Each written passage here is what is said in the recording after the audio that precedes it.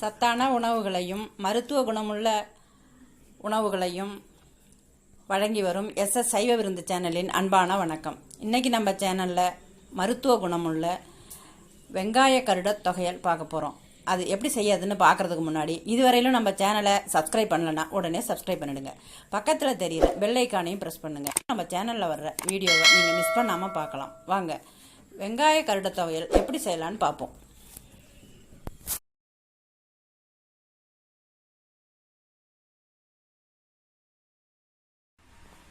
இன்றைக்கி நம்ம சேனலில் பார்க்க போகிறது கருட துவையல், வெங்காய கருட துவையல். 9 வெங்காய கருடம் வச்சுருக்கேன், புளி கொஞ்சம் வச்சுருக்கேன், தேவையான அளவு காரத்துக்கு மிளகாய் வச்சுருக்கேன், வரமிளகாய் 7 மிளகாய் வரமிளகாய் வச்சுருக்கேன், உப்பு கொஞ்சம் வச்சுருக்கேன், கொஞ்சமானா அரை உப்பை தான் வச்சுருக்கேன். இந்த வெங்காய கருடத்தில் அரை உப்பு போட்டிருப்போம், அதனால் உப்பு அரை உப்பு தான் வச்சுருக்கேன். நிறைய வச்சோம்னா கறிக்கும். இந்த வெங்காய கருடத்தை நல்லா உதுத்துக்கணும். இது மாதிரி எல்லா கருடத்தையும் உதுத்துக்கணும். இந்த வெங்காய கருடம் வந்து ரொம்பவே மருத்துவ குணம் உடையது.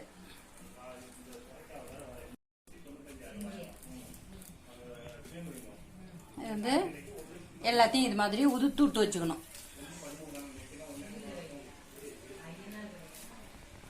காஞ்ச எண்ணெய் 2 கரண்டி எண்ணெய்ட்டு இந்த வரமிளகாயும் போட்டுக்கணும். அதுலேயே இந்த வெங்காய வடகத்தையும் போட்டுக்கணும். இது வந்து எங்கள் வீட்டில் குழம்பு கிடையாது, வெறும் கருட தொகையில் தான் சாப்பிட போகிறோம். அதனால் கொஞ்சம் கூடவே கருடத்தை போட்டிருக்கேன். 7 கருடம் போட்டிருக்கேன். சாம்பார் வச்சோம்னா ஒரு 4 கருடம் போட்டு துவையல் வச்சோம்னா போகிறோம். வெங்காய கருடத்தை அதில் உள்ள கடுகு பொரியிற வரைக்கும் வறுத்துக்கணும். ஆனால் காந்த விட்டுறக்கூடாது. இது மாதிரி கடுகு பொரியிற வரைக்கும் வறுத்துக்கணும். அதுக்கு மேலே வறுத்தோம்னா அது வந்து காந்தி போயிடும். வெங்காயம்லாம் காந்தி போயிடும். நல்லா வெங்காயம்லாம் பொரிஞ்சிருச்சு. எடுத்து ஒரு தட்டில் வச்சு ஆற வச்சுக்கணும்.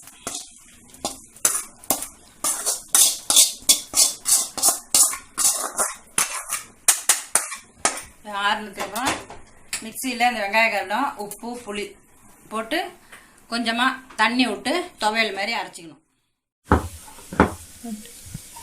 அரைச்சாச்சு. வச்சு எடுத்து ஒரு பாத்திரத்தில் வச்சுக்கணும். ரொம்பவும் தண்ணி ஊற்றக்கூடாது, ரொம்பவும் கெட்டியாகவும் இருக்கக்கூடாது. சாதத்தில் போட்டு சாப்பிட்ற அளவுக்கு இந்த அளவுக்கு இருக்கலாம்.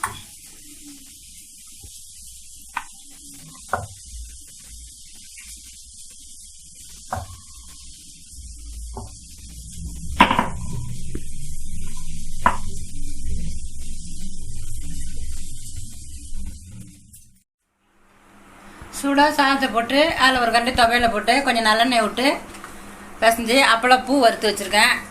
தொட்டுட்டு சாப்பிட்டா நல்லாயிருக்கும். அப்பளத்தை சுட்டு தொட்டுட்டு சாப்பிட்லாம்.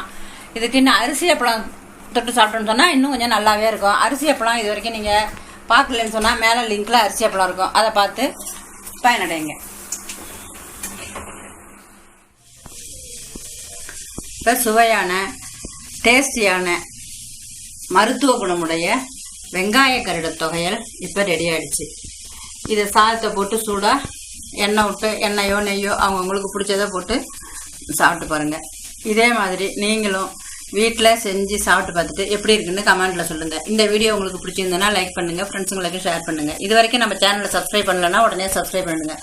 பக்கத்தில் தெரிகிற பெல் ஐக்கானையும் ப்ரெஸ் பண்ணுங்கள். அப்போ தான் நம்ம சேனலில் வர வீடியோவை நீங்கள் மிஸ் பண்ணாமல் பார்க்கலாம். நன்றி, வணக்கம்.